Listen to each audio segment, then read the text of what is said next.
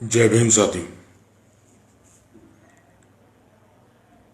मैं रोबिन जाटव, संस्थापक अध्यक्ष ब्लू पैंथर और महासचिव भीम आर्मी बुलंदशहर यूनिट, एक बार फिर से आपके सामने।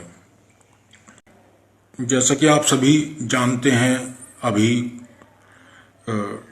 देश भर में सुर्खियों में है ये मामला। यह है हरियाणा के यमुनानगर में वाल्मीकि समुदाय के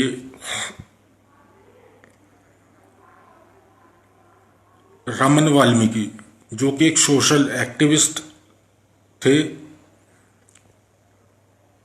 समाज के लिए काम करते थे, समाज की हर परेशानी में सबसे आगे खड़े हुए नजर आते थे।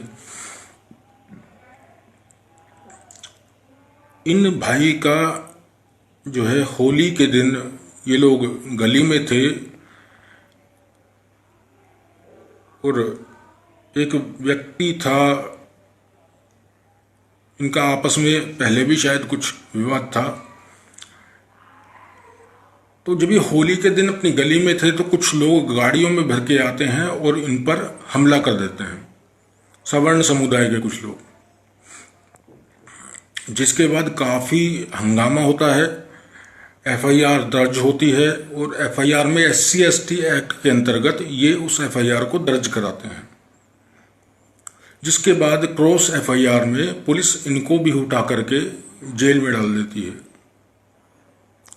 जेल में डालने के कुछ ही दिन बाद खबर आती है घर पर कि आपका लड़का फूड पॉइजनिंग से उसकी डेथ हो गई है।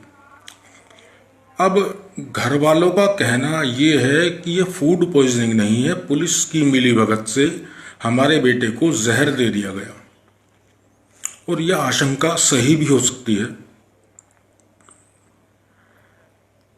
इसके अलावा देखिए, इंसाफ तो हम लेकर के रहेंगे। लॉकडाउन है, हम संविधान को मानने वाले लोग हैं, इसलिए लॉकडाउन का पूरी तरह से पालन करेंगे। और एक और चीज, जो लोग इस भाई के अंतिम संस्कार में शामिल होने के लिए गए थे, इस दुख की घड़ी में परिवार को सांत्वना देने के लिए गए थे, उन लोगों में भी लगभग 200 लोगों के खिलाफ एफआईआर दर्ज हो गई है। पहले तो हमारे भाई को जेल में षड्यंत्र रचकर दलितों की आवाज दबा, मिशनरी साथियों की, अम्बेडकरवादियों की आवाज को दबाने के लिए पहले हमारे भाई को जेल में मार दिया जाता है, और उसके बाद जब परिवार से मिलने संगठन के लोग या शुभचिंतक या सांत्वना देने के लिए परिवार को लोग जाते हैं, अंतिम दर्शन के लिए जाते हैं भीमशेर के, तो उन पर एफआईआर दर्ज कर दी जाती है। क्या इस न्यू इंडिया की बात करते हैं प्रधानमंत्री नरेंद्र मोदी? यही न्यू इंडिया है क्या?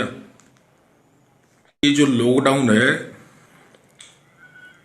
ये स्वर्णिम काल है इन लोगों के लिए, इन मनुवादियों के लिए। इन्हें लगता है कि लॉटरी लग गई, लॉकडाउन है, जितना चाहो अत्याचार करो, ये लोग सड़क पे तो उतर नहीं पाएंगे, ये लोग विरोध भी नहीं कर पाएंगे।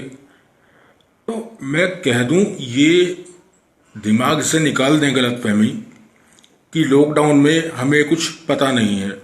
भीम आर्मी की नजरों में एक एक अत्याचार की घटना है। और फिर से कह दूं, लॉकडाउन खत्म होते ही हर घटना का जवाब दिया जाएगा, संवैधानिक तरीके से जवाब दिया जाएगा, संविधान के दायरे में रहकर के जवाब दिया जाएगा और मुंह तोड़ जवाब दिया जाएगा। तो कोई भी मनुवादी ये ना समझे कि वो अत्याचार कर रहा है और हमारे संज्ञान में ये मामले नहीं हैं। जितने अत्याचार आप देश भर में कर रहे हैं, उनका जवाब लॉकडाउन खत्म होते ही भीम आर्मी संविधान के दायरे में रहकर के देगी।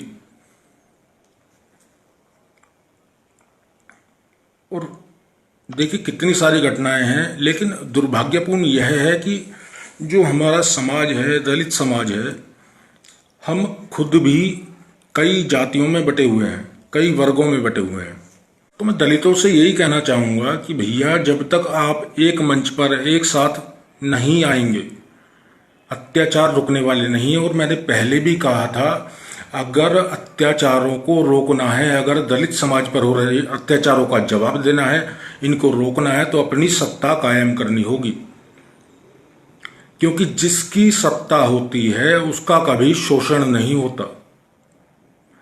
साहब कांशीराम ने कहा था, जिस समाज का राजा होगा उस समाज का कभी शोषण नहीं होता। तो समझनी होगी ये बात दलितों को। अत्याचारों को रोकना है तो अपनी सत्ता लानी ही पड़ेगी।